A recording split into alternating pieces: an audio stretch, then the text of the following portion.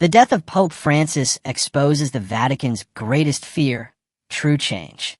Pope Francis is dead, and with his passing, the Catholic Church stands at a brutal crossroads.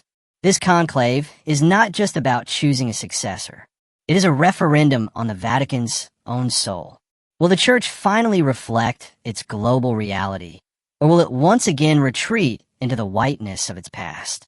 The numbers are crystal clear. Today, 70% of the world's Catholics live in Africa, Latin America, and Asia. By 2050, Africa alone will house nearly 1/3 of all Catholics globally. Yet for 2,000 years, the papacy has been dominated by one narrow demographic: white European men. Even Francis, the outsider from Argentina, was Italian by blood and Roman by culture. Now, the College of Cardinals is more geographically diverse than ever. Nearly half of the electors are from outside Europe. On paper, the Church is global. In power, it is still colonial. There are candidates, serious ones, from every continent. Cardinal Peter Turkson, Ghana, a man whose leadership blends theological depth with the urgency of justice. Cardinal Luis Antonio Tagle, Philippines charismatic, multilingual, a true bridge between East and West. Cardinal Fridolin Ambongo, Congo, a powerful advocate for environmental and human rights. From a region the Church has long exploited but rarely empowered. These men aren't just diversity picks. They are the future if the Vatican has the courage to see it. But here lies the problem. The Vatican is not just a religious center. It is a deeply political machine, one that has historically resisted anything that threatens the European architecture of its power.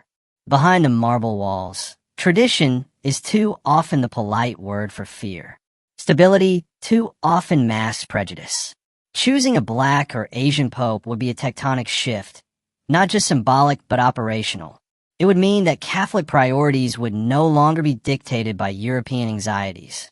It would force the Church to confront its ugly legacies: racism, colonialism, elitism. It would mean that the next voice from the balcony of St. Peter's Basilica might speak with the accent of Nairobi, Manila, or Kinshasa, not Rome or Madrid. Is the Vatican ready? Probably not. The more urgent question is, can it afford not to be? The Church is bleeding credibility in Europe and North America. Scandals, corruption, and irrelevance are consuming it from within. Meanwhile, Catholicism in Africa, Asia, and Latin America is alive, growing, and increasingly impatient. If the Church once again crowns another white European pope, ignoring the realities of its people and its future, it will signal to the world that it prefers to die as a museum piece rather than live as a true global faith. The white smoke will rise over the Sistine Chapel in the coming days. What color the future is depends entirely on what courage remains inside those walls. History is waiting.